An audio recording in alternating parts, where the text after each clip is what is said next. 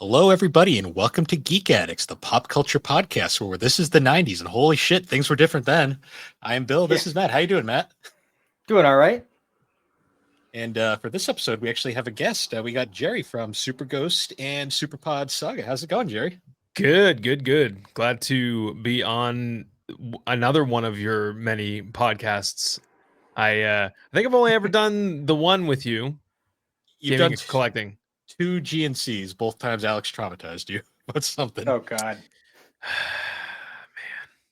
The N64 thing. I'm still not over that. Just always remember, she's always watching. She's always watching. Oh, God. Yeah, I hope you hear this, Alex. And I hope you know. It keeps me She up at doesn't night. listen to this. Well, you never know. She might be hiding in the room somewhere. Oh, yeah. There was one episode where she was hiding in like the waiting room, and then she ambushed me asking to ask what Dragon Ball Z movie she should watch. Oh, God. Yeah.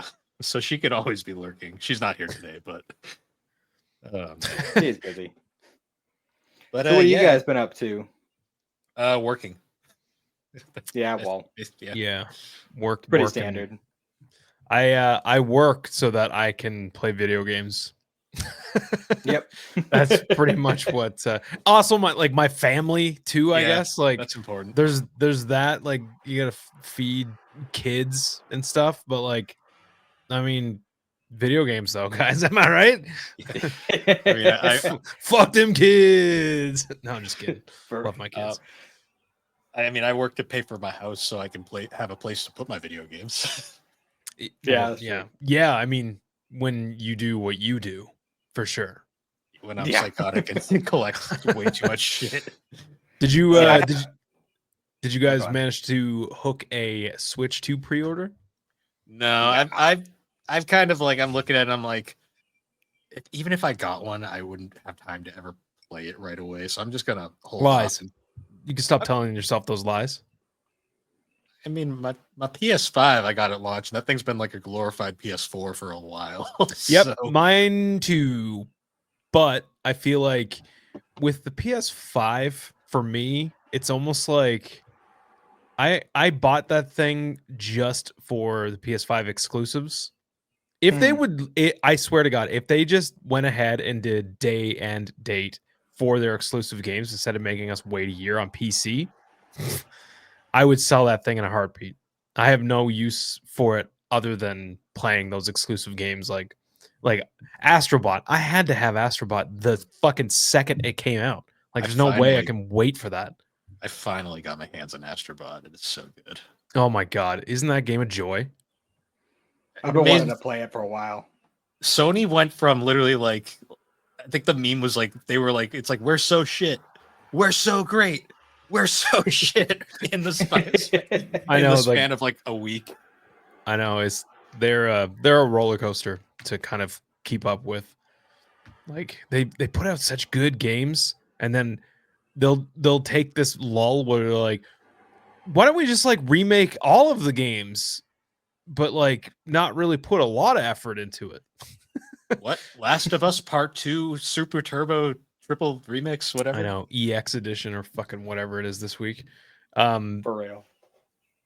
And that said, I mean, I'm a huge, like, I love The Last of Us. I do. I like The Last of Us. Yeah, I don't like 2 so much, but yeah, there's a few people that don't like that game. I don't know why.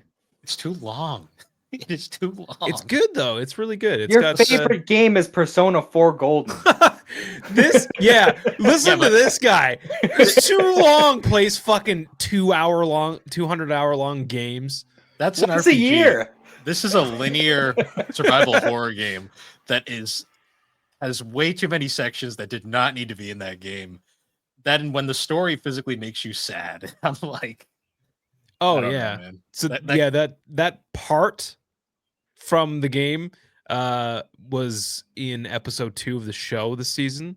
Oh, that lovely. Just came on, and I knew what was happening. I knew what was going. As soon as I seen the cabin, I was like, oh, we're doing this already, huh? It's really funny. Like, I work for a golf company now. Yeah. My wife didn't know what was happening. Like, she didn't know what was coming because she didn't watch me play the second. She's seen me play the first one, but she didn't watch me play the second one. So she didn't know what was coming. And when it happened, she was like, "Is this the season? Is this the season finale? Isn't this just the second episode?" And I was like, "Uh-huh." And she was like, Yep. "Is this? What is this? Was this fake?" And I was like, "No, it's not fake." And she was like, "So I don't understand." And I was like, "It's okay. It's fair. It's Most okay." of the fan base still doesn't understand. Yeah. I mean, I think I find it crazy that a lot of people dipped out of this game after that. I slugged my way through it. I just was upset the whole time. Yeah. But I mean, you haven't played Last of Us at all, right, Matt? No, I haven't. Okay. It's good. I won't say it's good. anymore. Yeah, that's why I didn't really say too much. That's like right now I'm playing Claire Obscure, and I'm trying to have conversations with Greg and Beth because Beth just started, I think, like last night. I'm on Act 2, and like, guys, I'm not fucking around. I'll say it here first. This will be the first time I say this on a podcast. This might be one of the best RPGs I've ever played. Like, Oh, yeah. Nice. I'm not saying this just as like it's like new hype. This game is the RPG I've been waiting for like decades. Because Nice. it takes the classic stuff that you love in RPGs. Like for me, timed hits. Oh fuck, you are after my heart with timed hits because I'm one of my favorite games of all time, Super Mario RPG, and I've always wanted to get more games with timed hits, and there's not a lot of them. Is it timed hits like Mario RPG, or is it timed hits like Mario and Luigi, where you can just, if you're good enough, you can literally never get hit? No, Okay. it makes it pretty like you need to learn the tells of the enemy attacks. And there's two things. So there's timed hits with your skills, and they each kind of, it's not like anything crazy. It's just like a diamond, and it has like a little meter that fills up, and once it goes into like the yellow part, if you hit it when it goes to there, then you get your timed hit. Sometimes there's multiple ones. Sometimes like it's just that's the timed hit of the skills. Then there's dodging mechanics. So you press B to dodge away. Dodging is easier than trying to parry. Parrying is a whole other thing. And like there's so many layers to the combat too. Like if you parry in succession like a bunch of attacks in a row, you'll do a counter attack that's usually like really strong. And if it's an attack that's attacking all of the party, if you manage to parry all of the attacks, you do a full party like fucking counter attack. And then there's also jumping. So you could jump over stuff, and then when you're in the air, if you time it right and press the trigger, you'll do a counter attack that way. But yeah, there's so many layers to this game, and the story is blowing my fucking mind. Yeah, I was gonna say like all that sounds like really complicated, but the kind of complicated I can really get behind. But like even besides the timed hit stuff, the combat itself and the way that the skills kind of like, it's almost like doing rotations in like an MMO or something. Like you're almost like, okay, if I do this move first and burn the enemy, then that's going to make it so that when this character's turn comes up, this skill that they have does extra damage on a burned enemy, and it also puts them into another stance, and that stance grants like 200 plus damage. Like you're always thinking about how you can stack the skills and how like you can synchronize your party. It is fantastic, so fucking good. Nice. I wish I didn't have so many goddamn RPGs. Well, I can tell you right now, you could stop any one of them right now, and I promise you this is better. I'm in the middle of my first run of Earthbound. I'll pay you. I'll fucking Venmo you money if you stop what it is you're playing and play this and go, I think I'm going to go back to the thing I was playing before. I'm that confident. Fair enough. Keep it in mind. You fucking heard me, Bill. Yeah. You son of a bitch. Meanwhile, I'm like sitting there going like, I don't think I played video games at all this week. Oh man. I've been marathoning all of the Fast and Furious movies this week. Oh good. How's that working out? I got to 7.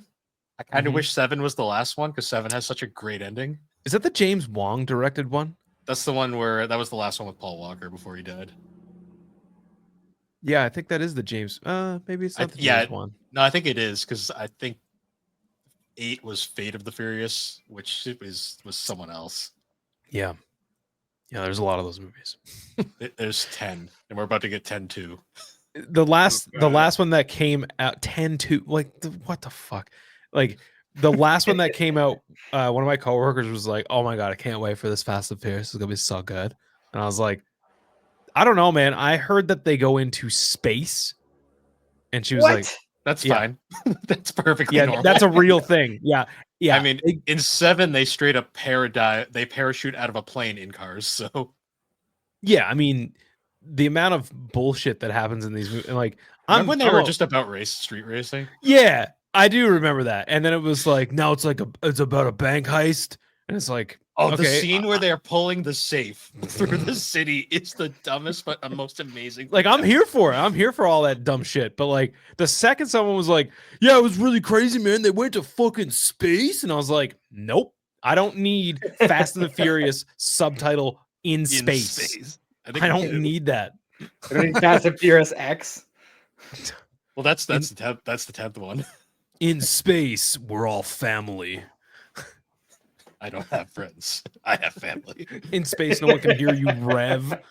Straight up, you could make a drinking game out of these fucking movies. Like, anytime Vin Diesel says family, take a shot, you'd be drunk before like the fucking first hour's over. Oh, you'd wake up in a hospital.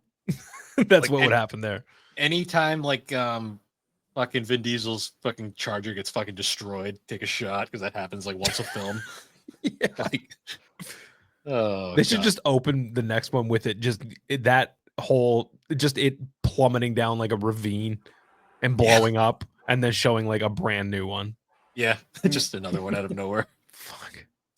They're the most dumbest movies I've ever watched, but I fucking love them. Yeah, they are dumb, but they're really fun. Dumb fun. Yeah. 7 was such a good way to end that series, though. I kind of wish that's where it ended. But yeah, that's what Gerry, I've done all week. You've been getting into Pokemon lately, right? Whoo! I guess you've heard the news. I went from not giving not one single solitary fuck about Pokemon to now just being like, I wake up like fiending for booster packs and fucking the card game. That like, kind of Pokemon. Oh my god! Like, well, no, I started Pokemon Silver because I was like, well, the only Pokemon I've actually ever played was Red and Blue. So I was like, well, it seems like a good enough jumping back on point, seeing that it's the one after, and it blew my mind. I loved that game. I was like, oh, this is just like the other games I'm like nostalgic for, but like even better. Especially like the back half of that game where the shit goes down and it's like, oh, you finish the game and then you get to play the first game again. That was insane. Like, if I had experienced that as a kid, my fucking brain would have exploded. Like, that game ends in the greatest way possible. You climb a mountain, then you fight yourself from the previous game. I know, it's insane. Like, you do fight God.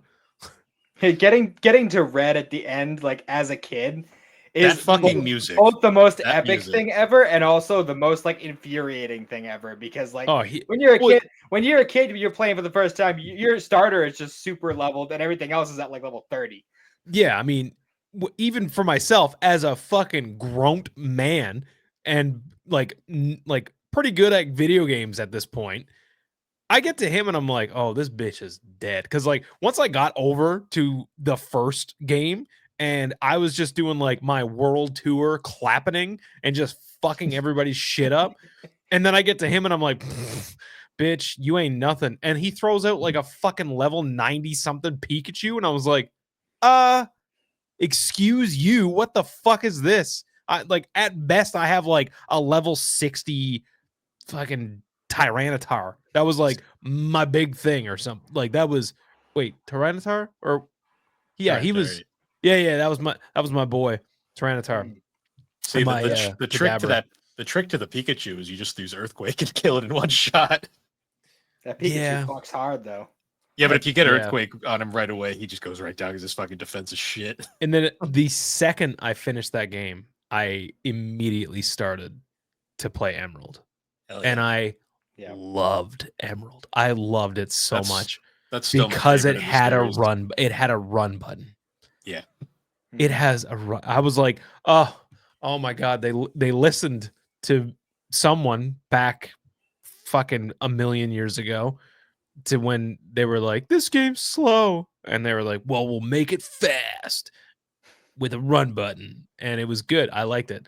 Toward the end of that game, I managed to get my good green buddy Ray, and pretty much just dusted everybody from that point. And then Greg and Beth were like, but you're not done. I was like, but I am done. I don't give a shit about Victory Road or none of this other fucking, or not Victory Road. What's the tower? What's the tower thing? Tower. Yeah, I don't give a shit. I'm done. I became the best. And they were like, yeah, but, and I was like, I don't care. I'm done. I'm on to the next. I'm not a completionist like that. Silver was different because it was like, holy shit, this is nostalgic. I'm going back to the other games. If there's end game shit that's like, oh, you're gonna become the very, very, very best, I'm like, no, I'm the very best. I don't give a shit. I'm out. So I did fire up Gen 4 after that, and I was a little put off by the style in Gen 4. Like I didn't really. Did you play Diamond, Pearl, or Platinum? Platinum. Okay, so you played the. Okay, so if you would play Diamond or Pearl, you would have been even more put off because those games are obscenely slow. Really? Platinum sped them up, like sped up the engine significantly. Oh, wow. Well, yeah, the story's pretty slow at the beginning too. Even like the art style and shit was kind of like, it's okay. It's not as good as like the pixel art and stuff like that, but I'm still into it. I will eventually get back to it at some point, but in the meantime, I've just been like obsessing over TCG. I always mess this up.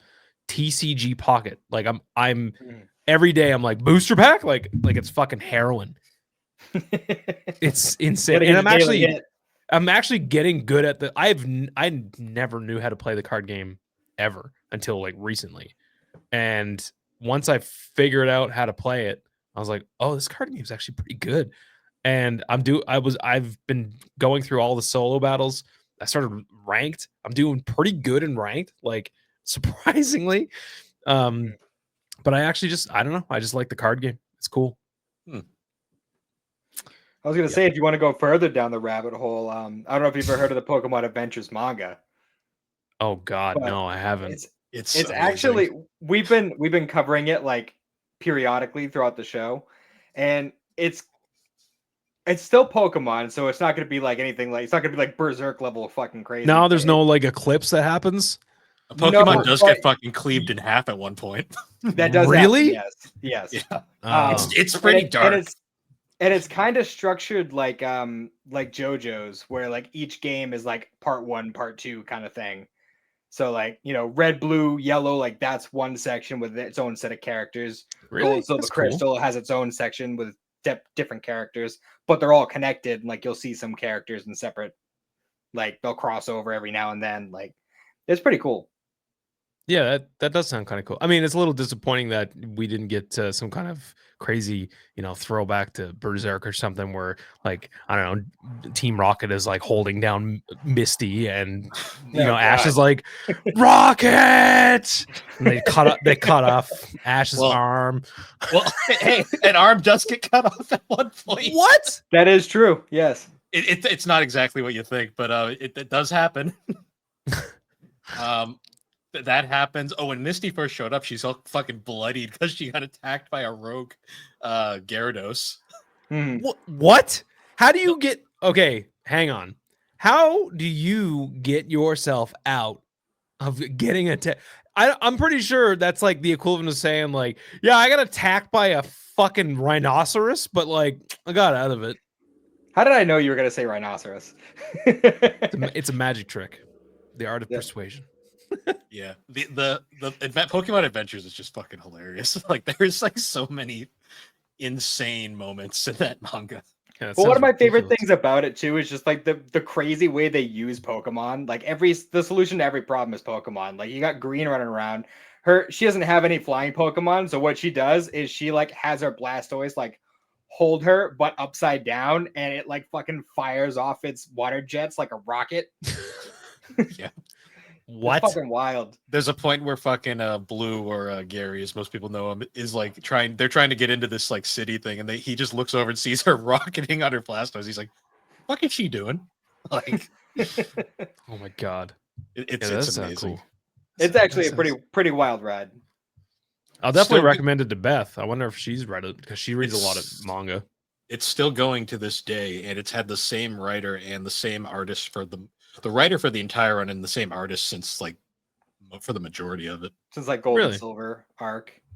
Yeah, I think the first couple volumes had a different artist, but then they've had the same team pretty much since. And they keep going. Like there's new arcs for every game that comes out, so it's still going.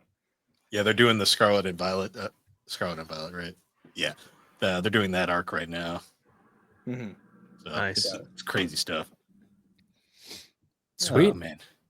Other than that, though, not a whole lot otherwise going on for me. Just kind of getting by, as they say, because it's already fucking May. I know. Yeah, we went from winter to summer like instantly. At least here. Yeah, I'm in the West, and it's like a light switch out here. Like 1 minute it's like freezing and it's like snowing and shit, and then the next minute it's like, oh, it's fucking 28 degrees, like Canadian temperature. Yeah, it's 28 Canadian. It's 28 degrees of Canadian. Oh man. We got anything else that we want to go over before we get into our topic, or? No, we can hop into it. All right. So, for those who have been watching, we're currently in our yearly Toriyama month, where we spend the month of May talking about Akira Toriyama. And for this, I know, right? For this episode, we're going to be talking about one of his more obscure creations, especially in the West. Go Go Ackman. Is it Ackman? I've heard multiple pronunciations. I've heard Ackman, Ackman. In the 1994 OVA, they say Akuman. Akuman. Oh, he's Digimon. Perfect. That could just be like, well, it could just be like English kind of stuff, right? Like, yeah, that's what I'm thinking. But kind of like how Joseph says, "Oh my God, dude." Yeah. Every 2 seconds. Yeah. That's like one of my favorite running jokes in that series. Dude, I'm so glad that I am now watching this and I understand all the Joe jokes. Oh yeah. Like, I love it so much. Greg and I, we're at Dio now in part 3. Like, they're fighting Dio. And like, dude, those last few episodes, what the fuck? Mm-hmm. Jesus Christ. So many people died. Do you instinctively think of JoJo's whenever you hear Walk Like an Egyptian now? Yes. Yep. Okay. Yep. It's not the only song either. Well, Roundabout, I think of now. Walk Like an Egyptian. Those two in particular. Yeah. I really, really like Iggy a lot. Yep. Because I have a Boston Terrier. Oh, do you? And his name is Joey. But we got him long before I even knew anything about JoJo's. And his nickname is JoJo. We call him JoJo. That's awesome. Which is crazy, right? Like when this dog showed up in the anime, because Greg and I are watching it together on Netflix. Like there's an app called Teleparty for Netflix where you can like watch something together. So we've been watching the whole thing together. And when this dog showed up, I was like, what the fuck is this dog? It's a fucking Boston Terrier. And then, it just kind of like clued into me. I'm like, that's so ironic that I have a Boston Terrier and his name is Joey and we call him JoJo. Turns out your dog was a JoJo reference all along. Hell yeah. Well, I hope he doesn't end up like poor Iggy. Well, yeah. I like talking about dogs and JoJo in general. Dude, what the fuck is wrong with the writers of JoJo's? They hate dogs. Hates dogs. It's God awful. damn it. There's that one on the fucking fair. I know this is a Toriyama thing. I'm sorry I'm derailing it with JoJo's, but there's the fucking the Ferris wheel where I don't know. I can't remember. Was it the baby? Yeah, or something. It's just like out of nowhere, just like the stand like stabs the dog like in the face for like no reason, just to fuck with one of the guys to scare him. It's like, dude, you didn't need to do that. And then there's like that dog that gets like decapitated by the fucking ice eagle. Yeah. Like, Jesus. That's not even to mention the first like main thing we see in that my series. God. Yeah, that's like what started so what I came to the conclusion of is JoJo's is basically just anime John Wick, because all of this got set in motion because somebody killed a dog. Yeah, that is true. Until you get to part 4 and it becomes Persona 4 for some reason. I can't. Greg has told me. So part 4 is Greg's favorite. That's Alex's part 4 favorite. is pretty great. So here's what I would propose: is when we're like through a bunch more of JoJo's, I would love for Greg to come on with me sometime to do this, because it's like one of the only animes that he actually likes, but he's like he's all in on it now. So should we mention that like once I finish watching it, it's gonna be should we bring them in to the entire crew that we're supposed to be talking about? We're already prepping a big roundtable episode for it, but Bill has to actually watch it first. They bullied me into watching Attack on Titan, and now they're bullying me to watch JoJo's, so that's my next project. You shouldn't need to get bullied to watch either one of those, because they're really fucking good. That's what I'm saying, though. For those who want to know, watch the GNC on Attack on Titan, and you'll hear the whole story. Have you guys watched Dan to Dan? Yeah. I don't know, man. Come on, Bill. I didn't You're hate killing me. I didn't hate it, but I did not love it the same way most people did. How do you not like a show that starts off with dun da da dun da da dun da da dun da da? Like that as soon as I hear, I'm like I'm fucking ready to rip. That was fine, and then I got to banana organs, and I was like, "What the?" Yeah, show me your banana. I fucking love that. And Turbo Granny, and I was like, "Hell yeah!" It's weird as fuck, and I love it. It's so good. See, I'll say it's packed with dumb, just like senseless humor, and I love that about it. Some of the dark points get a little bit. It comes real close. To episode fucking 7, or I'm like watching it. I was playing RuneScape. Wait, hang on. I don't know if I'm that far yet. Okay, I won't say it then. All I know is shit happens later. Yeah, I heard that shit hits the fan in that show. Like I was straight up playing RuneScape while watching it on my phone, and then like I got to that point, and my literally went, "Oh wait a minute, I gotta actually see what's going on here," because there's some like fucking shit. Wild shit in that show. Yeah, nah, I'm addicted to. I just finished Solo Leveling, just ended, so like that was like the big one. I heard that's good too. Now that it's finished, it's a great watch. When you're watching it week to week, it's miserable because fucking the cliffhangers every episode. Oh really? Oh yeah, the cliffhangers in Solo Leveling are like ridiculous. Like you'll be like the fandom jokingly refers to it as solo edging because it's like literally like the cliffhanger, and you're just like, "This Blue Ball's the anime," pretty much. Blue Ball's the anime. And then the other big one that's been like the huge, like way better than it has any right to be, has been the Apothecary Diaries. I hadn't even heard of that. That was like a mystery show, kind of. It's like a mystery kind of like slice of life, like drama that takes place in like it's like old-timey China. Yeah, feudal China, and it's just like you watch it at first, and you don't think it's gonna go where it goes, and then it's like, holy shit! Like, why am I so invested? Like, I need to know what happens. I only just this year watched Neon Genesis Evangelion. Actually, yeah, me too. I just last year I watched it for the first time, and I was like shook. That whole thing was just like, Jesus Christ! Like, I have kind of a controversial take on that show. Yeah, because like it was kind of the same way I feel about like Don to Don, where like there was just a lot of like fun, entertaining stuff throughout, but like it takes until like episode 16 out of like a 25 episode show for like plot to happen.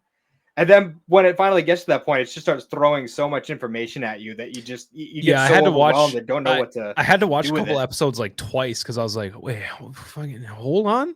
Like, what's happening here?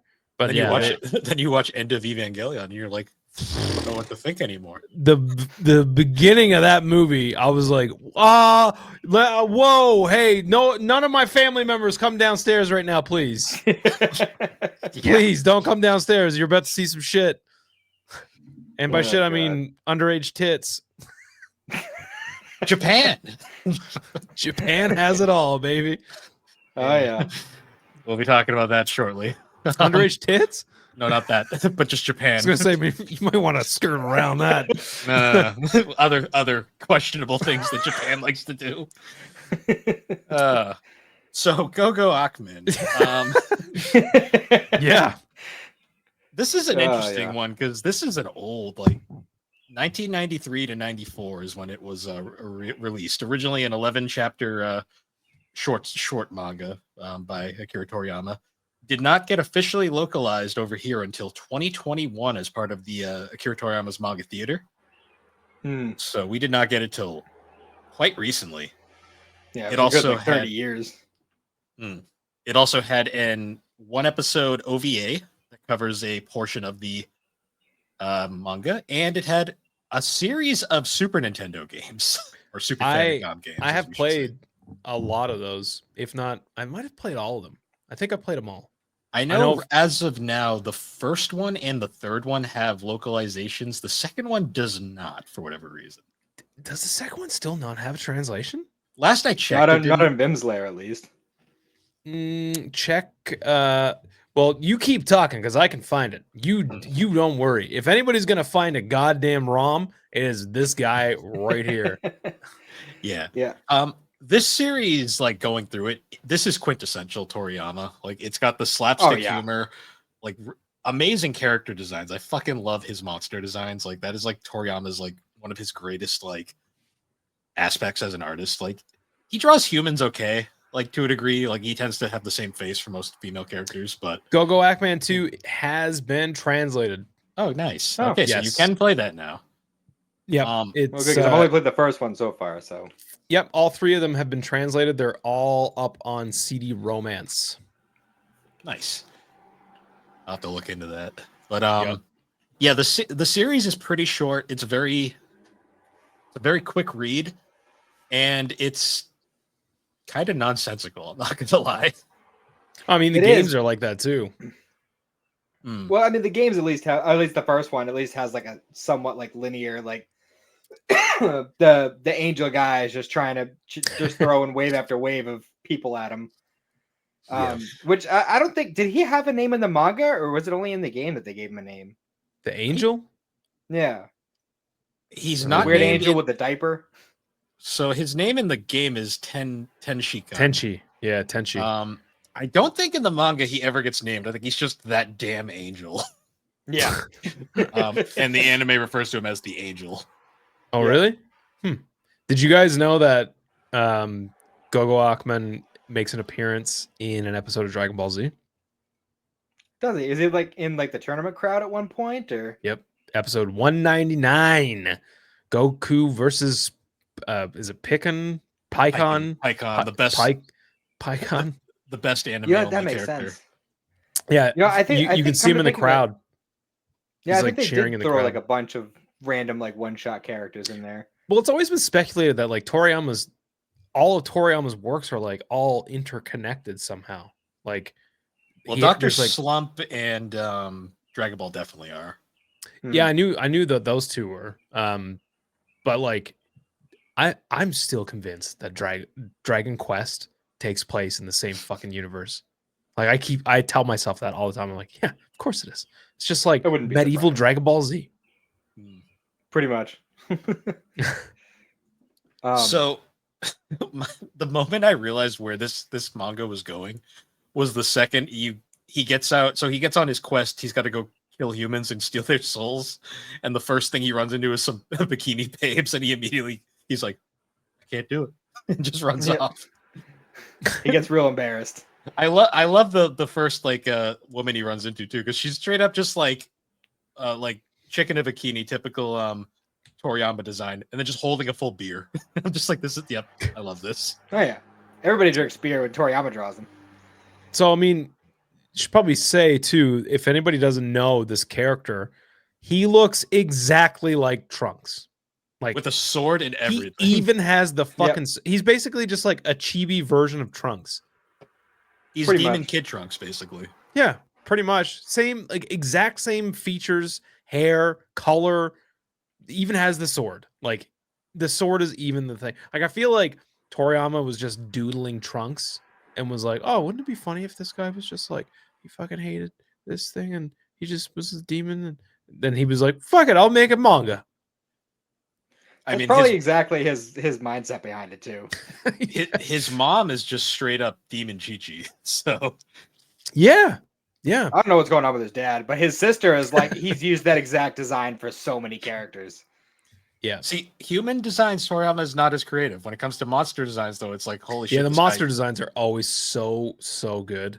And like all of his like, non-human, like, I mean, you know, you take the Mechians, for example, like I just love that that's his take on like aliens. Like those are aliens, right? That's what they are. They're green Martians from another planet. Well, speaking of, we actually get some Martians in this. Yeah, we do. Ironically, one of my favorite parts about reading this whole thing through was like the amount of just senseless violence in this. Like, oh yeah, and it's not Ackman that's doing it; it's the angels. It's the angels, yeah. The angel just straight up murders an entire school bus, and I was like, "What the fuck?" Or the band, the Metal Angels. Yep. Just like crazy shit like that, and like the running joke throughout the whole thing is like. Basically, Ackman just like gets like all the souls completely just because the angel kills everyone for him. Except for that one MMA fighter, which he just like does his like whole flex thing, and then Ackman just shoots him in the head. It literally just does like the Indiana Jones thing where the guy's just running around like smashing boulders shit. He pulls out a gun and shoots him in the head. Yeah. But then we find out that like it's revealed that Ackman's one weakness is he gets nervous around pretty ladies. Yeah. You know, typically it's like anything lewd, I think is how they put it. Anything lewd just puts him off his game. Because he just finds a random porno magazine on the ground at one point, and he's like, who the hell put this here? And then just walks off, and then the angel finds it and is like, so that's his weakness. And then has to stare at it, of course, for 30 minutes. Of course. And then we got to read it. And then we got to the moment that I was like, what the? I was like, oh, it's going here. We got introduced to Mrs. Yamamoto. Yeah. I'm not familiar. Tell me about this Mrs. Yamamoto. She was a boss in the game. They just didn't take it as far as they did in the manga. What did they do? So in the manga, she is a so she basically this is the angel's like Tenshikun's big way of finally taking down Ackman. Where he's like, look at this, and then it's suddenly in the anime they start playing heavy metal music, which is hilarious. And this very stereotypically drawn attractive Toriyama woman shows up on stage and starts like dancing around erotically, and then starts taking she got like nipple tassels and shit on. Yeah, taking her clothes off. Oh yeah. And then it's revealed. This is where it gets very kind of like, this is the 90s, all right. She finally takes everything off, and it's like surprise. She was trans. Yeah. Really? Yeah. Oh, yeah. It's the big, but they don't show anything. Of course, it's just a giant censor bar. Yeah. It was even more ridiculous in the animated version where because it's swinging around. What? No, what? I have to watch this 15-minute anime. It's on YouTube. You can find it. It's not dubbed; it's subbed. But like, ironically, the subtitles stop working when it gets to that scene. It's interesting. Yeah, I'm wondering if that was purposeful or not. Yeah, there's one person at YouTube be like, oh fuck, like just trying their damnedest to like moderate this thing. Yeah. Oh, it's. I'm like surprised that that's even up. Well, there's like 6 different versions of it up, so I'm sure they. Dude, you'd be surprised where you can like. Yeah, I like. There's crazy shit on YouTube. No, I believe it.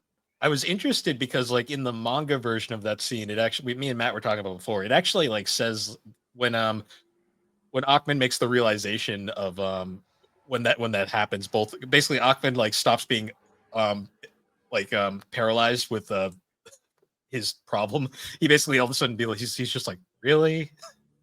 And meanwhile, the angel makes the comment, I didn't know you were transgendered, which makes me wonder. I want to know what the actual Japanese translation of that was, because I have a strange suspicion that's not what it was in Japan. I don't think that word existed in Japan then. And I have a strange feeling, especially in the 90s, a lot more offensive in the Japanese. I think so too. Yeah. But I remember reading that and I was like, damn, was not expecting that. Yeah. But then Ackman just kind of yells at her and she runs away. That's how it ends. Well, good for them. Good for them. She's a boss in the game, and she's extremely well animated, but she doesn't actually strip. She just dances. I haven't played those games in a long time. I should revisit them. I guess, like, speaking of like the game, like, I'm amazed like just how well animated like the pixel art. That's one thing that I do remember standing out is like I remember grabbing that game long before there was any translation for it, because I remember like going on to, man, I don't know what forum I would have been on in like 2003 but somebody had this list of like, here's some Super Nintendo ROMs that you can download that are in Japanese that you can play without having to know Japanese. So I played the first game without any context. It was just a really good, solid platformer. And what caught my attention was like, as I'm looking at these games, I'm like, holy shit, this looks good. Like, just from a screenshot, I was like, wow, like, it's very vibrant. The pixel art is very well done. And then immediately I'm like, hold up though. Is that Trunks? That's what really hooked me. I was like, what the fuck is this game with Trunks in it? And I downloaded it, and forever I was just like, I always referred to that game as, that game with Trunks. And I was always like confused, like, why wouldn't they bring this over as part of like Dragon Ball Z? And why is it called Go Go Ackman? I don't understand any of what this game is, but all I know is I'm playing as Trunks. It's a platformer and it's fucking awesome. Yeah, that was pretty much my introduction to Go Go Ackman. It's not the most deep platformer of all time, but it controls pretty well. The level design is not infuriating, and it's pretty quick. Like, it's good. It's like 2 hours around there, I'd say. Yeah, it's a fairly quick game. It's funny too because I had read the manga because I bought the manga theater like as soon as it came out, because as soon as I heard that was happening, I was on it because I'm like the Toriyama guy. But it wasn't until I didn't know that there was a game until I actually listened to your Vimslayer episode on Retro Rehab. Oh, really? Yeah, because you mentioned Go Go Ackman in that episode. I'm like, hold on, like, because you mentioned like, I had like it looked like it was a Toriyama thing. I was like, I got to look into this because that's can't be. And that was actually, I think that was the first like Super Nintendo ROM I ever played, and that was like kind of like my eye-opening moment. Like, oh, maybe Super Nintendo is actually good. Because you gotta figure, I grew up like, like starting out like PS2, Xbox, like I was at that point where I just. Yeah, but Bill, you're not old enough to remember that thing. This is a broken prop. I was already in the 3D era by the time I was playing video games. So when I was younger, I was just like, oh, I can't explore in that game. That's not a fun game. So I didn't even bother with anything pre-play. PS1 was like the furthest back I would go back then. So it's only been like recently that I've been like, no, retro games are actually amazing, and I've been playing a bunch of them. What's really funny though is he has that mentality, but he was also a GBA fan. Yeah, which is really funny, ironically. So now you got my gears turning. So are you still fairly inexperienced with Super Nintendo? I mean, I've played a few at this point. Have you played Dragon Ball Z Hyper Dimension? A little bit. The game is so weird. The game is so weird. I love that game. I've toyed around with it a bit. I also I played a little bit of Plan to Eradicate the Saiyans. That was NES though. But have you guys played? I played Dragon Power. Yeah, Dragon Power. Sandwich orgy. Yep. It makes sense in context. No, it doesn't make sense in context. But no, at this point, I've played a handful of Super Nintendo games, and I have a bunch more on my list that I'm gonna play. I was lucky enough because apparently with all the fucking tariff shit, Anbernic is no longer shipping to the U.S., which I guess I was really lucky to get mine when I did because I only ordered it like a couple months ago. Let's get one of these. Can you see that? I don't know if you can see that. It's off screen. That guy. Oh, yeah. Analog Pocket. Yeah, I've heard you talk about that. Yeah, so that's I'm pretty sure those are made in the US. Oh, okay. I got mine last year. But yeah, that's what I played Pokemon Silver, and I played Pokemon Emerald on that thing. It's very, very good. Because it's FPGA, right? Like it's not Anbernic is using RetroArch and like the RetroArch OS, I think. Which is cool. Like I love emulation of all kinds. I don't discriminate against any emulation, but there is a noticeable difference when you're playing stuff on this little guy, especially with the screen.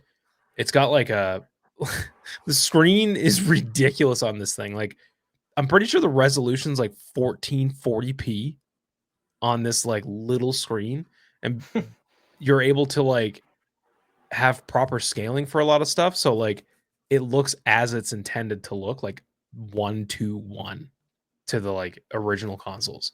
The other thing is too, one thing that has always irked me about emulating Game Boy Advance games, they don't sound right coming out of fucking anything other than a Game Boy Advance. It's because the Game Boy Advance's sound card was so fucking weird. But also it had little tiny speakers, so it doesn't. It's too shrill. The frequencies are too high. Like it doesn't match if it's coming out of like your TV. But on that, it just sounds right coming out of like smaller speakers. So yeah, it's a good time. They're a little pricey, and I don't really like the company, but their product is good. I like it. That's fair. Well, like I said, I was lucky enough to grab one of those Anbernics before all the halts on the shipping started. So I do have one, and that's what I've been playing a lot of my games on. But at some point, I'll probably look into that. I'm still Anbernic's great. I'm still rocking my old Hyperkin Superboy. Oh my god, the Hyperkin Superboy. That was like one of the first things that came out that I was like, holy shit, you can play retro games as a handheld. This is amazing. And now it's just like, you fucking download all this shit on your phone now. I know, right? Yeah, right. It doesn't feel right though when you're trying to play like a Game Boy Advance game on your phone. Yeah, I kind of feel the same way on like with PC, because like if I'm playing like I don't know, it just doesn't feel right unless I like it's either a handheld or it's like on a TV screen. Yeah, I try to reserve all of my handheld games for handheld and not play it. Like I have my Mister loaded up with all the handheld stuff anyways. I just don't really play it. I just play it on that thing. Same thing with my DS. I have a 3DS that's I have it modded, so I have a bunch of shit thrown on it, and that's how I play my DS and 3DS games. Play them all there on that, and like I don't like to play, and that's the other thing too. Like I've seen a lot of people like emulate DS and 3DS games, and it's like you can, I guess, but like you're kind of like, I don't know. It bothers me having like a screen here and then like a little one up in the corner. Yeah. Like this doesn't feel right. Like I just when they put fucking DS games on Wii U for a short while there, and it was just weird. I mean, well, so the thing about the Wii U though that's interesting is that the Wii U basically is a home console version of a DS. It was, but it was still weird. Like there's just something. It is because you're like playing and then you're like looking down, then you're playing. And you're looking because some games were fine. Like the games where like it was like the menu was the lower screen or like a map. But when you're playing like Mario and Luigi's Partisan Time, you'd be like no. That would definitely be weird to do that. But yeah, you should definitely play some more Super Nintendo games, dude. For sure. I can give you a list. Super Mario Kart 8! That's exactly what that sounded like. That's just our recurring guest. It's just our recurring guest, the car outside Matt's window. Yeah, I got a rotary right outside my house, so people love to use it as a way to speed up. Oh man. Yeah, but yeah, no, it's been part of my mission to go through a bunch of Super Nintendo games. That part of the reason is because they're all like so much shorter than the shit Matt, that I get do you now. like RPGs, dude? Well, he's playing Earthbound right now. Yeah, that's a really good one. However, after that, if you haven't already, god damn it, the same way that I was yelling at Bill to play Expedition 33 and I'll fucking Venmo him money if he decides it's not good. Dude, you got to play Chrono Trigger. He's already beat it. I played that last year. He beat that one. So that is what I did. It's getting a remake, supposedly. We'll see. That got kind of leaked. So I don't know if I want that though. I don't know. It depends on how they do it. I don't know. To be honest, my only thoughts are, if it gets a remake, that's an easier way to play it for people. Yeah, honestly, I'd be happy if they just decided to re-release it on modern consoles. Like the last time they released it was on original DS, so it's kind of inaccessible. It is on Steam, technically. Oh, fair. Is it? Oh yeah. Yeah, I mean, I think the right move would be for Nintendo to just put it on their Switch Online. Just throw it in that collection. If it's not already, I don't even know. I don't have that. It's not. The only RPGs on the Switch collection are Earthbound, both Breath of Fires, which is kind of odd, but cool. See, and that's the thing where like this is where I love that emulation exists, because those Breath of Fire games are really good. If anybody was going to play them today, though, I would say don't play the original versions. Go get a ROM hack that adds quality of life stuff, because those games, especially the first one, Jesus Christ, I love the random encounters are like every 3 steps. Mm-hmm. It's like absurd random encounters, and yeah, there's been a lot of good work done in the ROM hacking community to make those games good. Oh yeah, Matt, do you know about the Earthbound anti-piracy stuff? That's interesting. Oh, I think I have heard about it, but I don't remember the specifics. So at the very end, nowadays it's a lot easier to get around because they've just made better ROMs and stuff. But back in the day, Earthbound is one of the weirdest anti-piracy games of all time. If the Super Nintendo detected you were playing a pirated version of Earthbound, the game would become like 6 times harder. There'd be twice as many enemy encounters. You wouldn't get any more experience. Like the experience was like lower, so it wouldn't even help you. And then the biggest like gut punch is right at the end of the game. The second you get to Gygas, the game will just freeze. And then the second you restart your game, it deletes all your saves. That's great. This is true. It is the biggest middle finger like Nintendo could have done, and I kind of love it. It's like Nintendo's kind of evil sometimes, but they have those savage moments where I'm like, I respect it. Fair. Yep. Yeah. Fair. Yep. Oh god. But yeah, Go Go Ackman.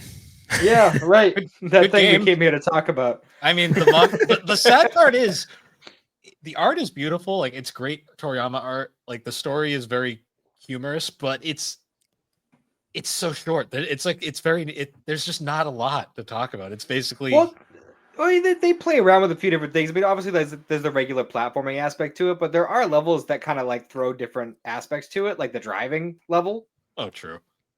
Which I don't know about you guys, but I found that level fucking way more frustrating than it needed to be. At least it's for like me. a side-scrolling thing, right? It's not like like mode 7 or anything.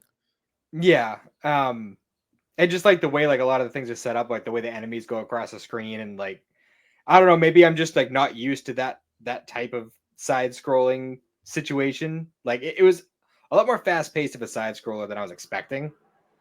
And it took me a little while to get through it. So you haven't played Mega Man 8 yet, so you don't know the horrors of jump, slide. No, I actually just played my first Mega Man game recently. Which one? Tell me about it. The Game Gear like the most random one possible, which is kind of amazing. The Game Gear one, Matt. Gerry, it could be worse. He could have played Mega Man on DOS. I don't know if those two are much better than the other. Well, at least the Game Gear one functions. The DOS one is just like broken. But why? Because I didn't know the difference. I just saw it just said Mega Man, so I was like, "Oh, this must be the first one." No. It's a completely original game that's really expensive. Okay, Matt, it was already on my thing, so I was like, "Oh, there it is. I'll play a Mega Man game. Fuck it." So Matt, we gotta right these wrongs, okay? In Christ's name, we have to right these wrongs, buddy. I'm gonna need you to play a good Mega Man. Right, if you even remotely enjoyed Game Gear Mega Man, I need you to play a proper Mega Man. I actually liked it a lot, if being honest with you. My God. Well, buddy, I got really, really good news for you. It can only get better from here. Even the worst of the Mega Mans can get better from there. Wow. Like, all right. Would you say Game Gear is worse than X6? Yeah. X6 is fine. I don't know, man. That game is You're talking about like X6 on PS1, right? Yeah, that game's frustrating. Yeah, it's hard. It's good, though. It's hard as fuck, but it's good. We're not going to talk about X7. We can just... Wait, you don't like Carpal Tunnel Syndrome, the game? You know what's really good, though? You know what's Legends? really fucking good? Yeah, Legends is fucking amazing. Legends is my preferred Mega Man. Mega Man X8. Oh, X8 is amazing. D-Make is amazing. I mean, the PS2 version is pretty good, too. Have you played the Mega Man X D-Make? I have. I like them both. So good. So good. Because it's based off Mega Man X3. Okay. Which is fantastic. Those first 3 Mega Man X games, buddy. That's the cream there. And then you can play X5 and all the Robot Masters. I mean, not Robot. The what are they called in X? Named after fucking Guns N' Roses. Yeah. Seriously. There is a one of the bosses in X5 is literally called Duff McWhalen. It's the greatest thing ever. Yep. Well, see, my problem is that I have so many like blind spots from over the years that like I'm trying to like go overdrive playing catch up, but I also have no time to play video games. So like I'm just scrambling to kind of dip my toes a little bit into everything. Well, good news. A lot of these Mega Man, especially like I would start with the original Mega Man games on the NES. Okay. That's where I personally would start. Like start with 1. 1 is like the most dumbed down version of all the Mega Mans because it's literally just run, jump, shoot. There's no like slide, there's no charge, but it's amazing. You do get a magnet beam though. Yeah, you can get some cool stuff. And it's the only game that uses it.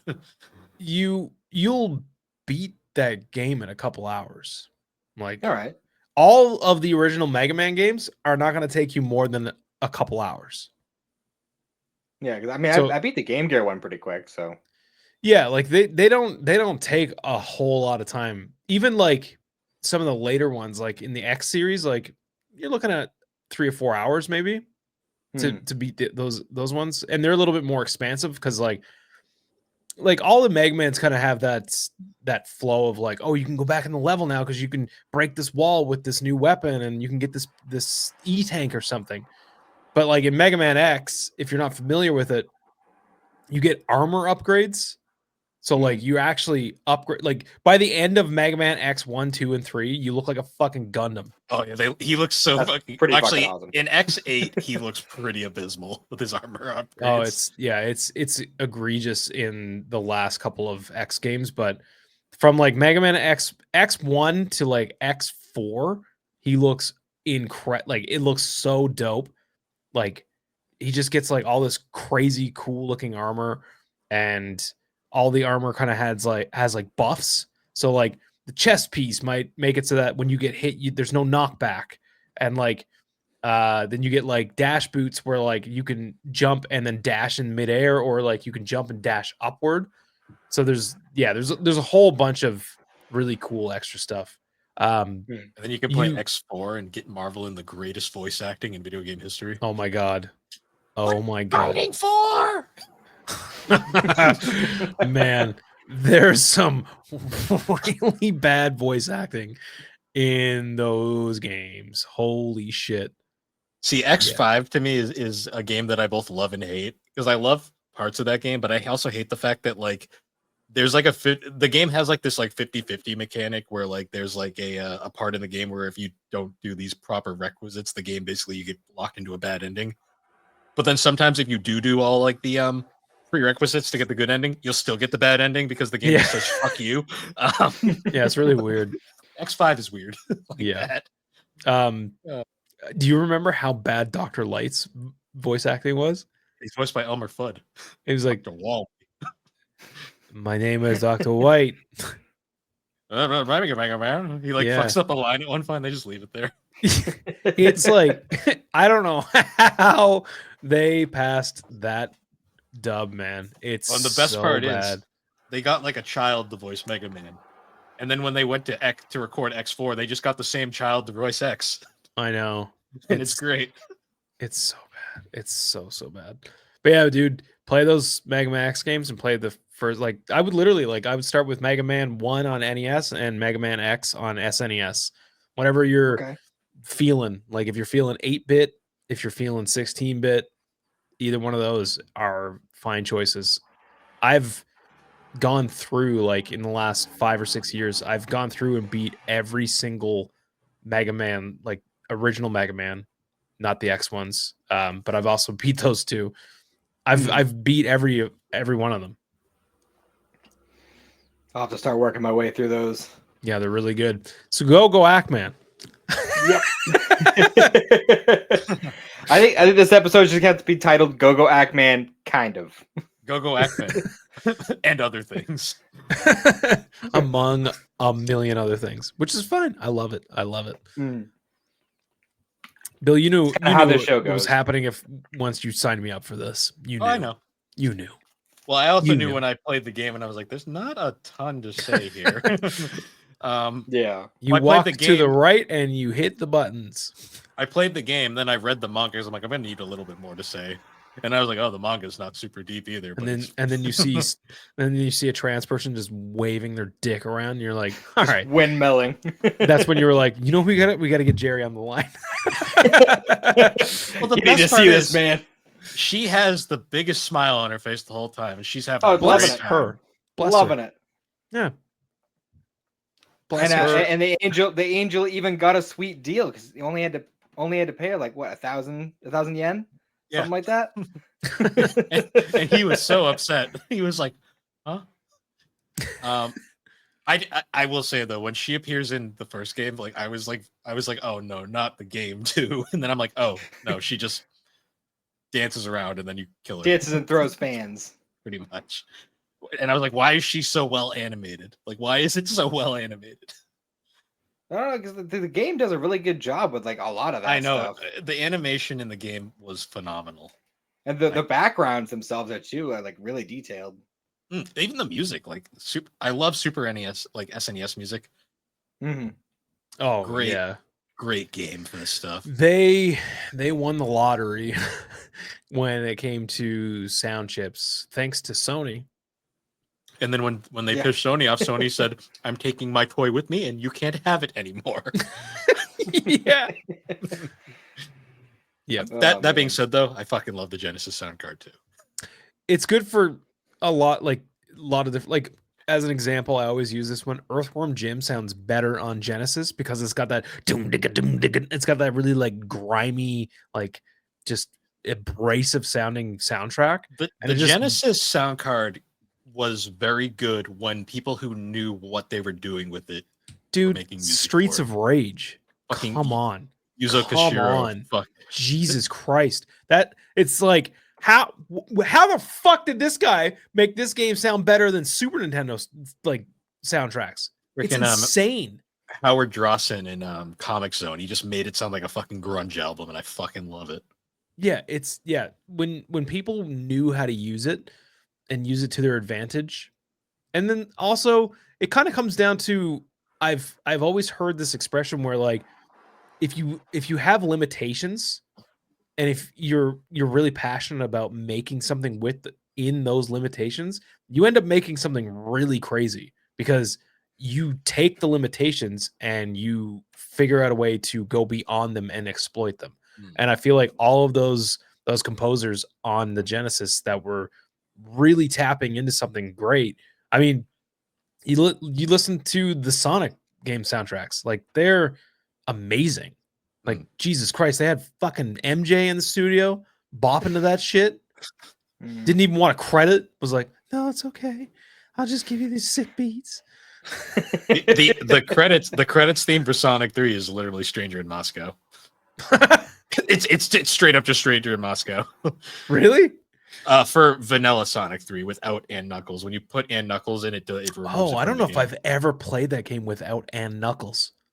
The final ending credits after you beat Big Arm in just vanilla Sonic 3 it's straight Big up Arm. Yeah. It's that's actually its name. It's straight up just Stranger in Moscow, like note for note. And then the Carnival Night is Jam. Pretty close. Oh yeah. Holy shit, I didn't. Yeah. Wow. Yeah, that's crazy. Yeah, those soundtracks are really good. But if a person did not know how to use Genesis, the Genesis sound card, it straight up just sounds like wet farts. Oh, it's bad. It's just it just it's I don't know. When you get bad Genesis soundtracks, it's not good. Which is good that Go Go Ackman ended up on the Super NES with a really banging soundtrack. For real. It's a very good licensed anime game. It is. Yeah, I'm surprised. I'm like really. I mean, I get it. It's the same. I mean, God, I came on here and I told myself I wasn't going to talk about Goemon, but here I am. I mean, Goemon is fucking amazing. So yeah, Goemon is amazing. Bill, thank you. Say it again, please. It's fucking amazing. Yeah. You need to add the fucking there. It's fucking amazing. And I think with Goemon, like I was always like, what? Like, how did we not get all these Goemon games that were in Japan? Like, they're all so good. Those Super Nintendo Goemon games, dude, that's one that you got to check out. Those Super Nintendo Goemon games. Legend of the Mystical Ninja. Oh, on N64, that's like, yeah. Oh, the one on N64 has a fucking anime intro, and it is fucking amazing. Dude. Wild. Dude, that game has everything that I've ever wanted in a video game. And what's crazy is like, yeah, when you think about why didn't the majority of this series come here, it's because there are quests and there are Japanese things. There are Japanese quests. There's things in Goemon that when they were consulting with translators, they were like, we can't bring this to the US. Like, we can't fucking do that. And they're like, all right, cool. I guess we'll just keep it here. Because it's very same thing with Go Go Ackman.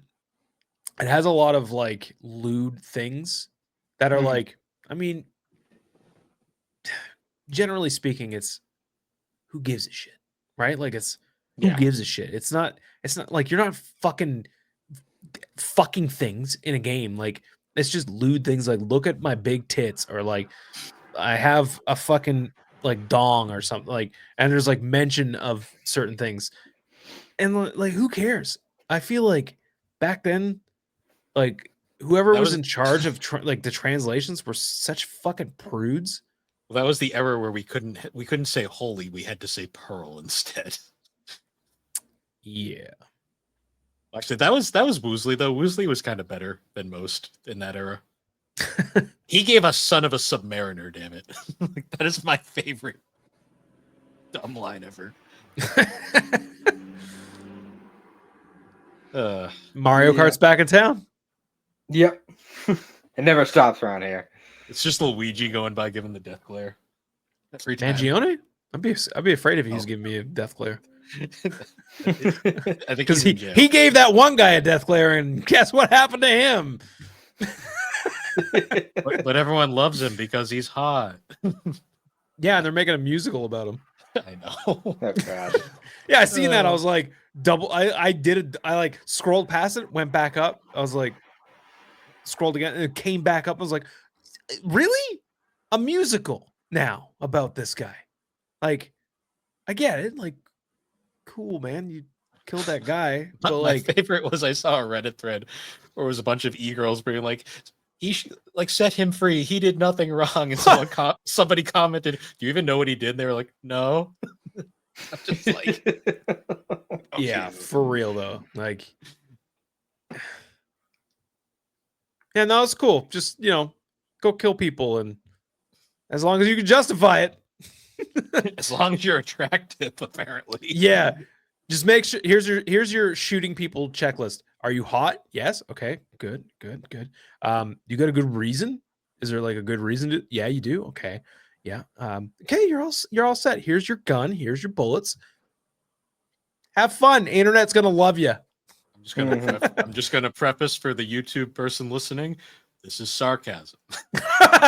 Just gonna specify that now because YouTube. I'm sorry, Bill. I'm sorry. I'm from Canada and I don't know better. I know you guys don't. Well, no, it's not that you don't like us. You like us so much that you want us. So, like, I'm sorry. Okay, I'm all right. Go Go Ackman though is such an incredible series of games for the SNES. I think everybody should go out and play those games because they are fantastic. You can get your hands on a ROM translation over at CD Romance. Yeah, go get those. Go get those over there. While you're at it, yeah, I gotta play the sequels. And while you're at it, go on YouTube and watch the 15-minute OVA. It's an experience. Yeah, it certainly is. It certainly is. Although there was one part I noticed in the OVA because they kind of tweaked it a little bit from the manga. Because in the manga, right after Ackman got the car for turning the angel in, and he's driving by. In the manga, he just throws a grenade, like tosses it right into the window and blows up Ackman's car. But in the OVA, he kills another fucking school bus. Another car goes by, and it goes into the other car and blows that car up. Another school bus, presumably full of people.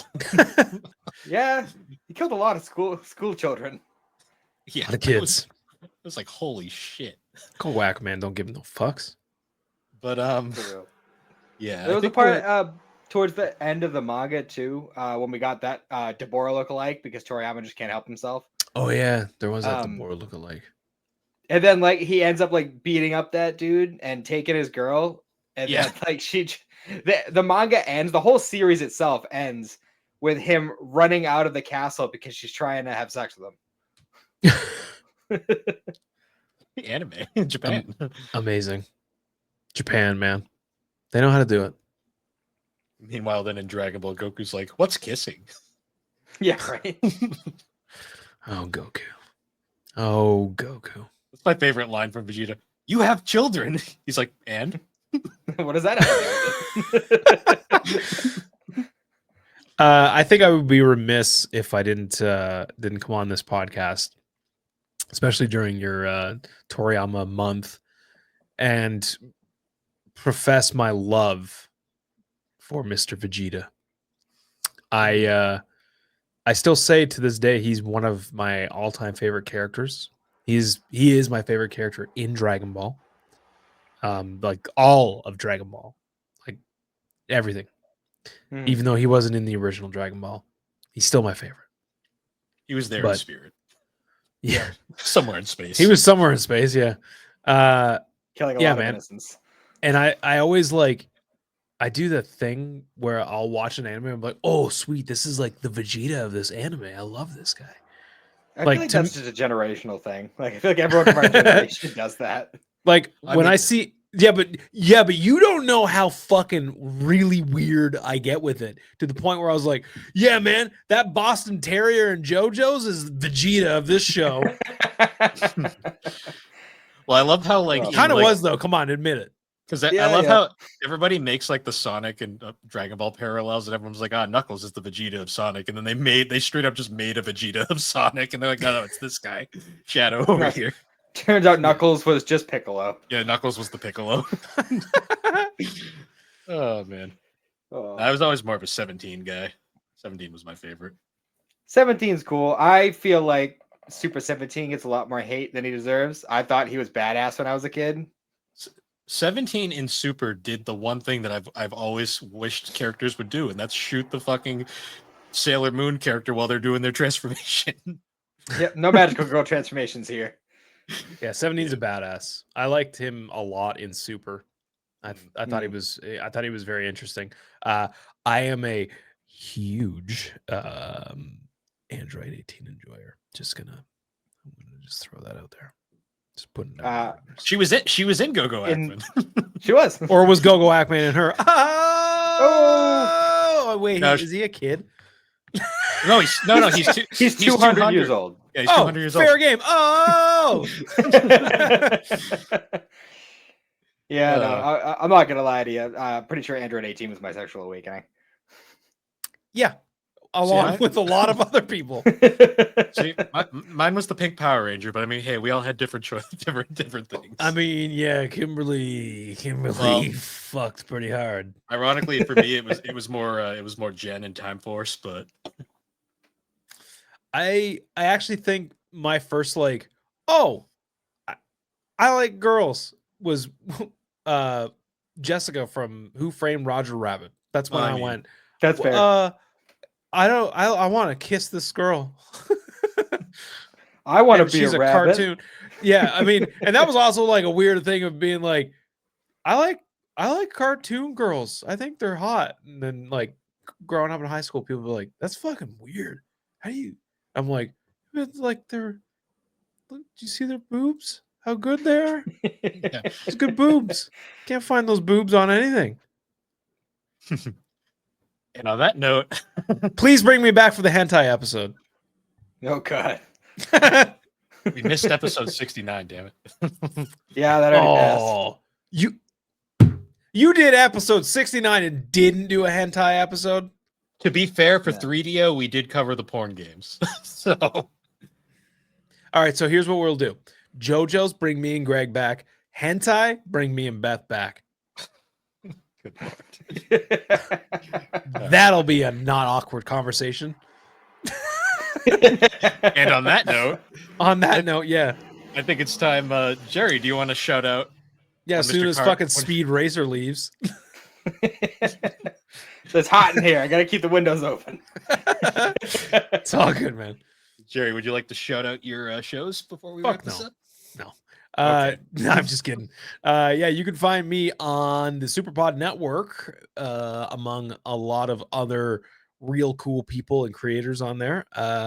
My original show that I do with my two best friends, Greg and Beth, Super Ghost Radio, is up there, and it is also available wherever you get your podcasts. We are on Blue Sky at Super Ghost. And then I do another show with my buddy Aaron, who you may know, over at SuperPod Saga, where we might be our boss. Yeah, I guess he's that. Maybe, I don't know. He ain't my boss. Fuck that. He doesn't tell me what to do. In his dreams, maybe. I wear the fucking pants in that relationship. So yeah, go check that out. That's a really stupid, silly time over there, but we do occasionally have we interviewed Vim, for Christ's sake. Like, that was we should not be allowed to interview people like that. Considering it's a show that me, Aaron, and Thrak had an entire ad segment talking about cannibal crunchies. So yes. So yeah, check out those two shows, Super Ghost Radio and SuperPod Saga. Nice. All of which can be found at the SuperPod network. Sure can. But yeah, once again, Gerry, thanks for joining us on Geek Addicts. Oh, absolutely. We're finally doing guests on this show, which is fun. It's about time. Finally, nice. Somebody from outside of the GNC bubble, so that's good. Yeah, that isn't my wife. Or Alex. Or Thrak. No way. But sweet. Yeah, thanks a lot, guys, for having me on here. No worries. Thanks for joining, man. But we'll have you on when we do our Mega Man episode. Yep. But not before hentai. Fair enough. What about Mega Man hentai? I mean, please. Come on. I've already covered that. All right. Fair enough. I don't need to go back down that hole. You know what I'm saying? I can't go back to rehab, man.